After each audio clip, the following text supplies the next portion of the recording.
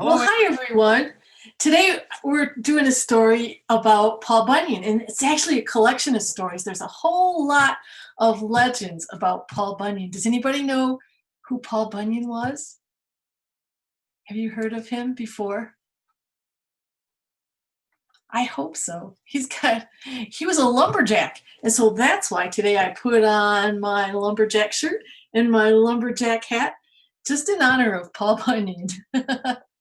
It seems that when we think of lumberjacks, one of the things we think about is plaid shirts and hats to keep warm because they're out in the woods and lumbering off the trees and things like that. So we're going to tell some Paul Bunyan stories today in a minute.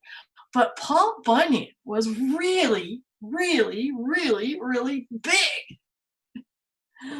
So we're going to do a couple of things with my puppets here to help us imagine things that are big, like big superheroes. So I have my little duck here, and I was hoping that you could imagine with me, what if, Paul Bunyan was a man, but he was a really, really, really big man. What if my little duck here, instead of being a regular little ducky, what if my duck had superpowers? See, he's got a superpower star on there.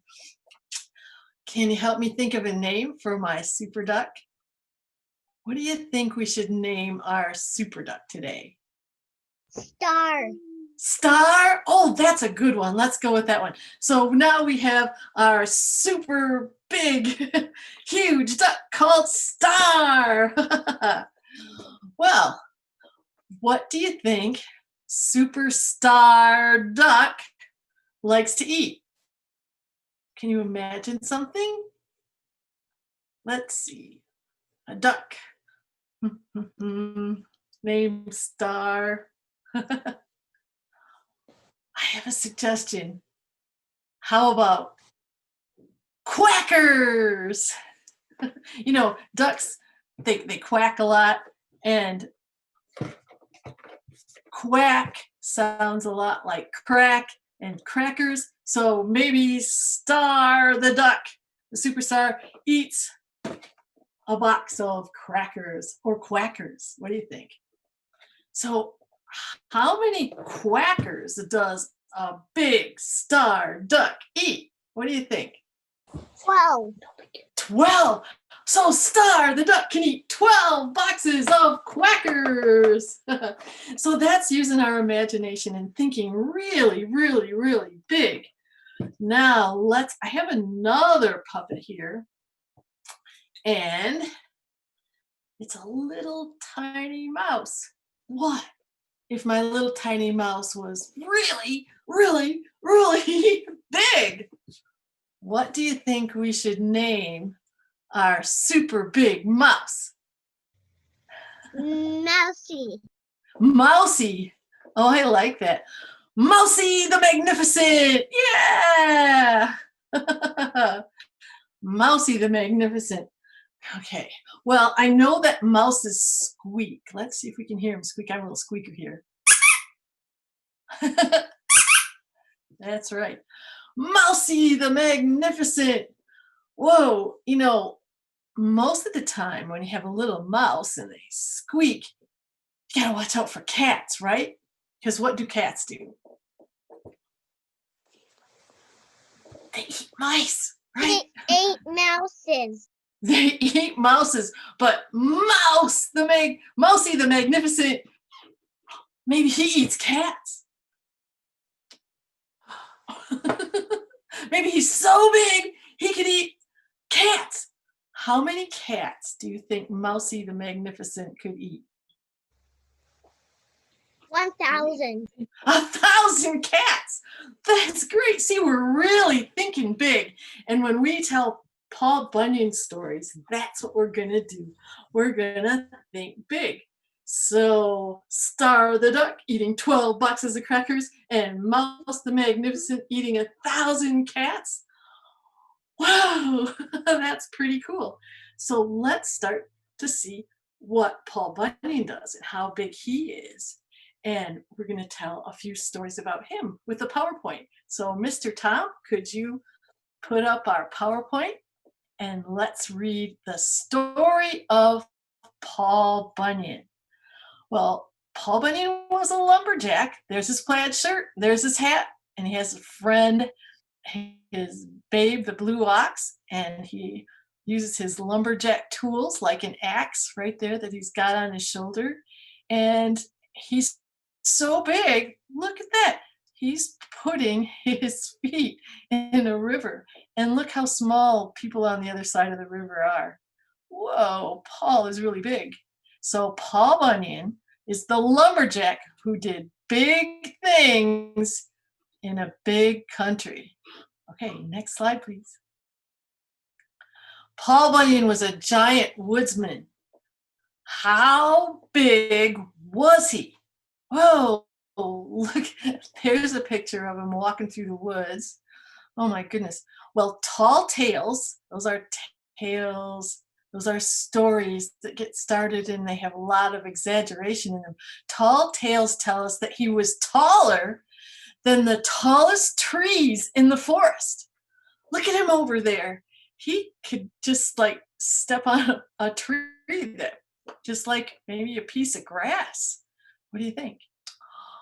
He was so big that every time he took a step, his footprints filled up with water and became little lakes. Whoa, check that out. Can you see the blue footprints? They turned into lakes. Whoa, Paul Bunyan was really, really big. Okay. Whoa, cows, what's up with that?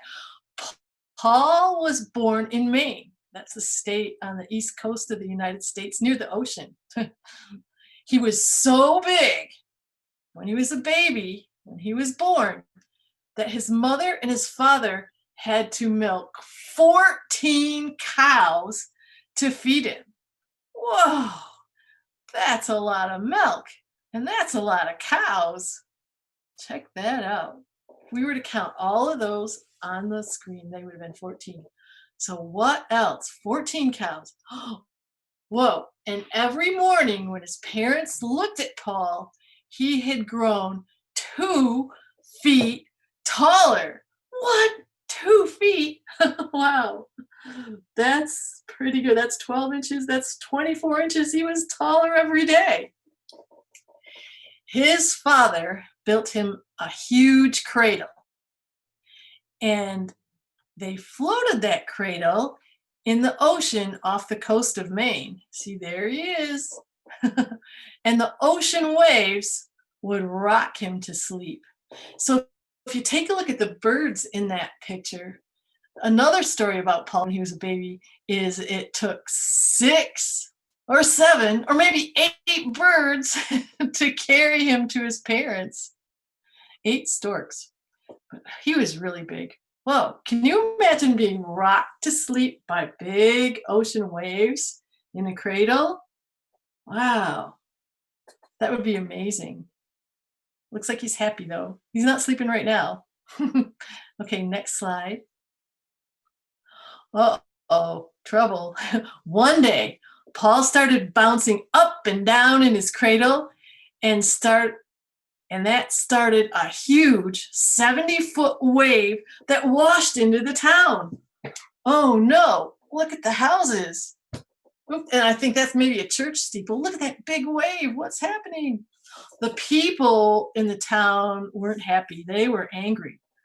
And Paul's folks had to give up the idea of a floating cradle, and they moved deeper into the Maine woods, kind of away from the ocean and away from the town. No more 70-foot waves crashing through the town. No more. Okay, so they moved to the woods. Oh, wow. So Paul got bigger and bigger again every day. Paul loved his new home in the deep Maine wilderness woods, his wilderness home, and he got stronger every day, and he played with his forest friends. Whoa, look at all those birds. Can you imagine how fun it would be to play with the birds? I would love that. It looks like he was a toddler, but look how big he is. He's standing in the river and all the trees are on the side.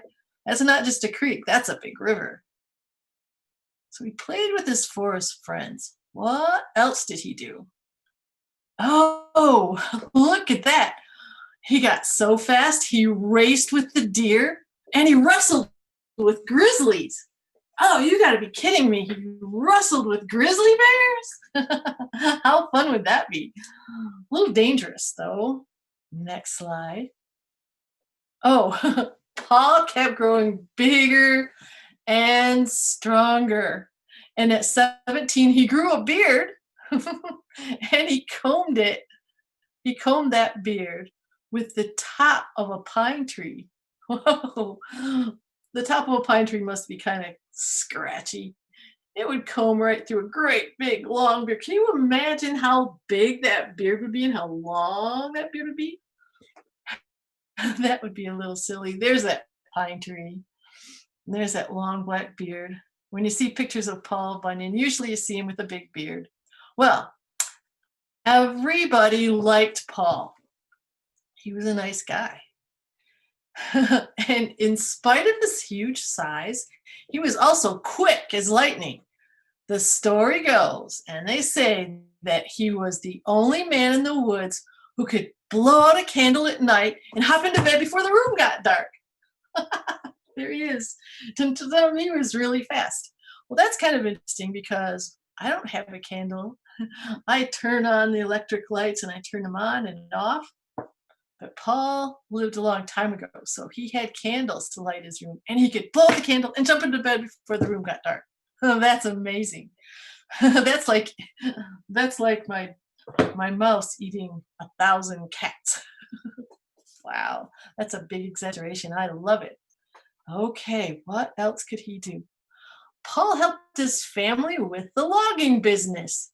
They would cut down trees and sell the lumber, and people would build houses and barns and use it for paper. You needed lots and lots of trees in the country, and his family had a logging business, so they cut down lots and lots of trees. Paul helped with the family logging business, and he dreamed of becoming the greatest lumberjack in America. Woohoo! Oh, look how tall he is. Those are clouds right there. He is really tall. When he was fully grown, he left Maine and he moved to Minnesota and he started his own logging camp. Yep, there he is. Oh, and you always hear about Babe the Blue Ox, Paul's friend. So here's another story about how Babe and Paul met each other. Babe the Blue Ox. One day, when Paul was working in his lumberjack camp, it started to snow. And it snowed so much, everything was covered with snow, all the way up to the tallest trees. Whoa! If you look out your window and you see any trees, can you imagine snow way up to the top of those trees? That's what happened during that winter. Whoa. And it was so cold that the snow, what color is the snow usually? White. Yeah, it was so cold that the snow, instead of being white this time, it was bright blue. Whoa, that's really cold. And other loggers, other lumberjacks remember that year because it was so amazing. Big snow up to the top of the trees and blue snow. They named it the winter of the blue snow. Wow. Look at all that blue snow. So the next slide. When the snow finally stopped falling, Paul went out in the woods to get some wood for his fireplace to heat his cabin. And as he was walking in the snow, he noticed two little ears sticking out of a snowdrift. What? Two little ears sticking out of a snowdrift? Oh, it must be a poor little animal stuck in the snow and freezing to death, he thought. So he pulled the animal up by the ears. Guess what it was? It was Babe. It was a baby ox calf, and it was all blue from the cold. Blue like the snow and blue from the cold. And Paul took him home and warmed him up and decided to keep him for a pet. Do any of you have pets out there? Does anybody have a dog or a cat? Or just like me, Mousy the Magnificent and Star the Duck? Yeah, it's fun to have a pet. Well, Paul named the little ox calf that he found. He named him Babe. Babe the blue ox. Okay, next picture. Paul loved Babe.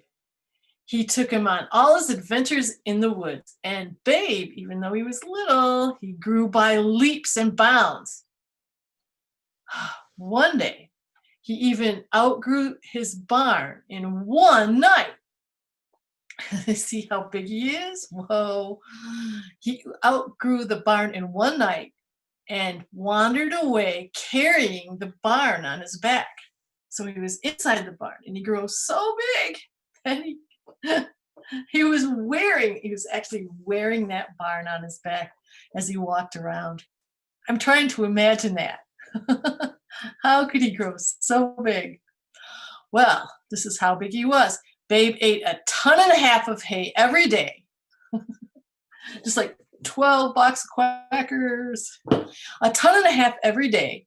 And 3 wagon loads of turnips for dessert. That's a lot of food. No wonder he grew so big. And when Babe stamped his feet, all the lumberjacks in the camp thought it was an earthquake. So boom, boom, boom as he stamped, shook the ground. And when Babe, oh yeah, it was an earthquake. But when Babe was good, Paul gave him an 80-pound lump of sugar. 80 pounds. That probably weighs more than some of you guys. Yep. All right, go to the next slide, please. Oh, Babe and Paul had many adventures together. One winter even lasted so long and made Babe so sad they had to make him a giant pair of green glasses. I wonder why they did that. Well, I didn't write it in the story, but they did that because he was getting all skinny. There was no grass for him to eat. And the snow covered everything and it was all white. So when Babe looked through the glasses at the snow, it looked green. It looked just like grass. Babe ate the snow thinking it was grass and was happy and not hungry anymore. He was happy again. That was also the winter that it was so cold that when everyone talked, their words froze into the air and didn't thaw out until spring. They couldn't talk to each other. So if you were calling to somebody and you said their name like, "Hey, Babe," the words that you said froze in the air. And then when it was finally spring, you'd hear, "Hey, Babe," but not until spring. That sounds so silly to me, but it was. It was a noisy spring. Everything anybody said, all of a sudden you could hear it. Okay. Paul would do anything for Babe. When Babe was thirsty, Paul dug him the Great Lakes for drinking water. Oh, check out that picture. Can you see Michigan? Can you see the lakes around Michigan on our picture? Can you imagine being so big that you could dig out the Great Lakes? Whoa, that's huge. And can you imagine Babe using that much water for his drinking water when he was thirsty? That's huge. And Babe would also do anything for Paul because they were friends. When Paul hitched him up to a winding river choked with a log jam, Babe pulled and tugged that river straightened it right out, and cleared the jam.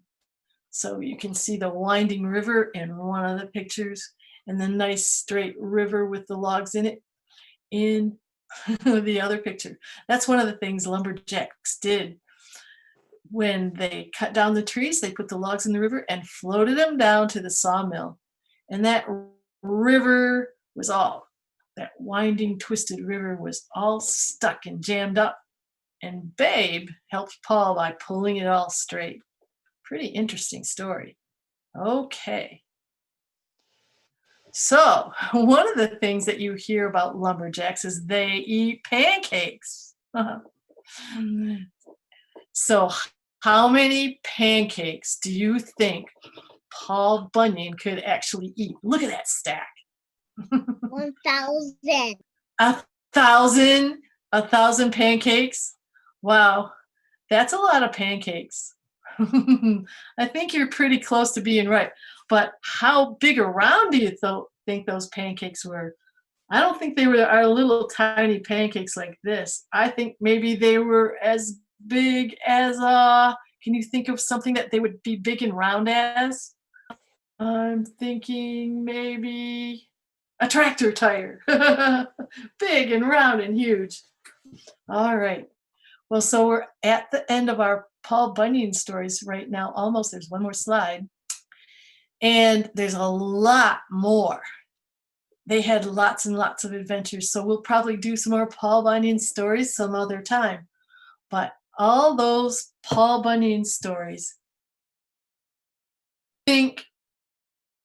So today, when you're imagining things, think big.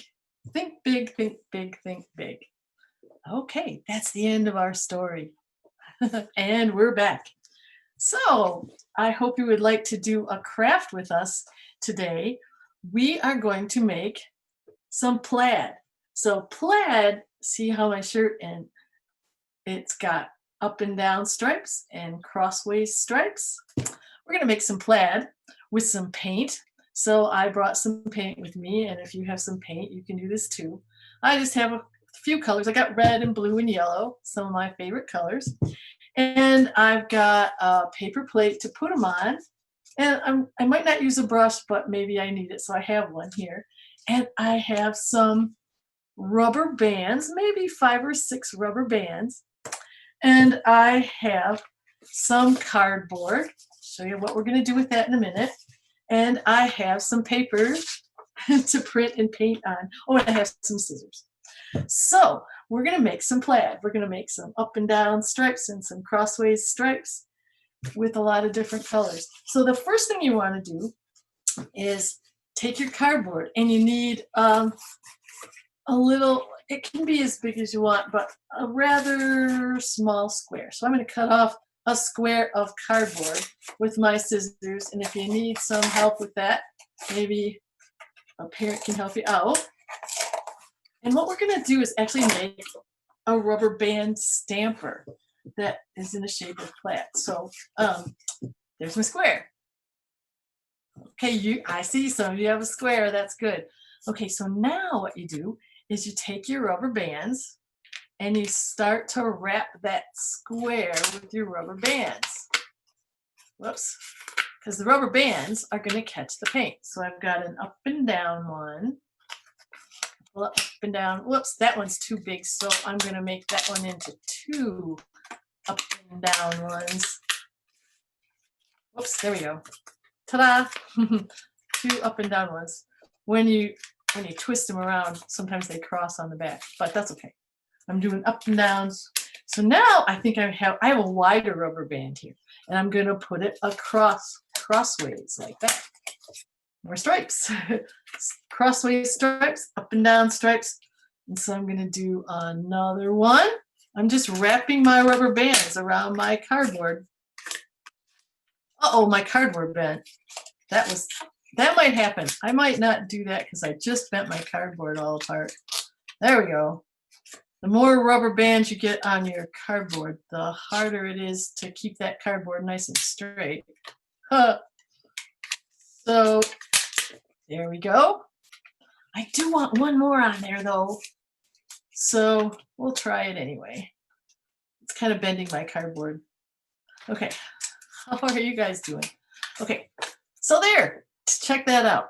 Now, I'm going to put that down for a second because I am going to put some paint on my paper plate and we're going to print that onto the paper.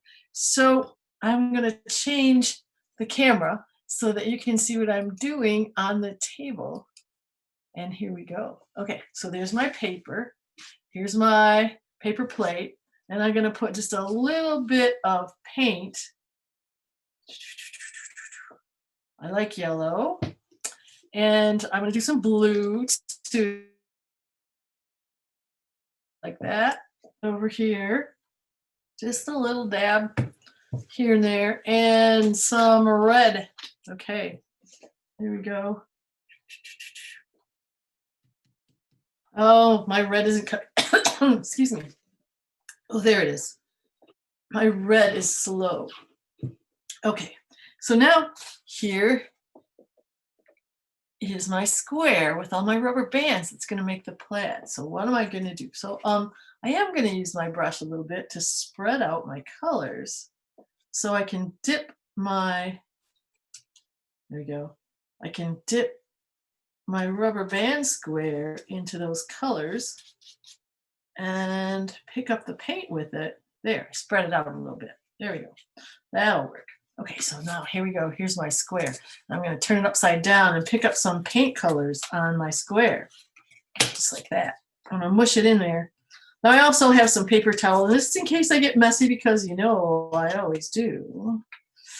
My cardboard is bending. I need stronger cardboard. Okay. All right, so let's see what it looks like. I'm picking up the paint with my cardboard. Oh, woo-wee. That's going to look cool. Let's see what happens when I print that on my paper. Okay. Press, press, press, press, press, press, press. I hope we get some plaid. I think we will. Oh, cool. I'm going to do that again. Plaid, plaid, plaid, plaid, plaid. All right, so I'm going to put more paint on my square by dipping it in the paint again. I got 2 squares of plaid over here on my paper. Wow. I'm going to do some more over here. Yep, I'm getting paint on my hands. This is a messy one today, isn't it? Okay, picking it up. Oh! One more.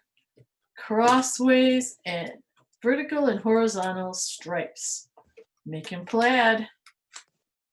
A lot of times lumberjacks had plaid flannel shirts because flannel is really soft and warm. Yep. Messy. Okay, here we go. I'm running out of space on my piece of paper, so I might have to stop. Whoa! There we go. That's pretty cool. All right. So there we go. Whoops. Plaid. Now, if you really want to, later, when that dries a little bit, you could draw a shirt. So I'm going to take, even though mine's kind of wet right now, I'm going to draw a shirt around my plaid squares. So it looks like Paul Bunyan's shirt, and this is how I'm going to do it. A shirt has a collar. Whoop, there you go. The top. And maybe a sleeve down over here. You could cut it or draw it, and it's got buttons. I think maybe I need buttons on my shirt, so I'm going to make some red buttons on my shirt and put one there. And put one there. Nope. And put one there. And put one there. There. My shirt has buttons. But later when this dries, I can make it into look like a bigger shirt. Actually, if I don't mind getting a little paint on my scissors, I might do that right now. And I hope you guys are printing some paper. I'm going to cut a sleeve right here. And the top of my shirt. And another sleeve. Whoops. Oh, this is hard to do. There we go. Okay. There's my shirt. I already got some buttons. My sleeves are too short. This is a short sleeve plaid shirt. But there's my shirt. Okay. I'm going to go back to FaceTime camera. And if you've printed some plaid, I would like to see it. Here we go. I want to see you guys and see how you're. There. See, I cut mine into the shape of a shirt. It's kind of a weird looking shirt. But let's see yours. Oh, look at your plaid. Oh, I love it. You guys did great. Oh, look at that. Nice work. Vertical stripes and horizontal stripes make plaid. Whoa, check it out. Well, we hope you enjoyed the story today, and we hope you enjoyed making some plaid with some of the paint. And we hope you join us again next time. So thank you all for coming. We'll say goodbye.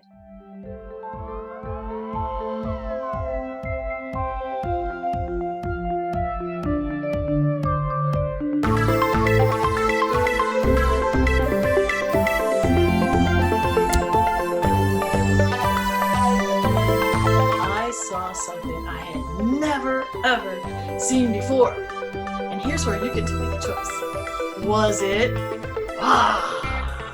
a giant Tyrannosaurus Rex? And I'm just gonna stick some pine cones in my box, and then the fun starts.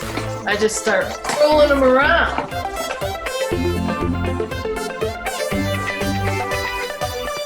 Air rushing out of the balloon is going to push that balloon up. So let's see what happens. All right, 1, 2, 3. Oh, wow. So that's how rockets kind of work. We are going to build 2 different kinds of rockets today.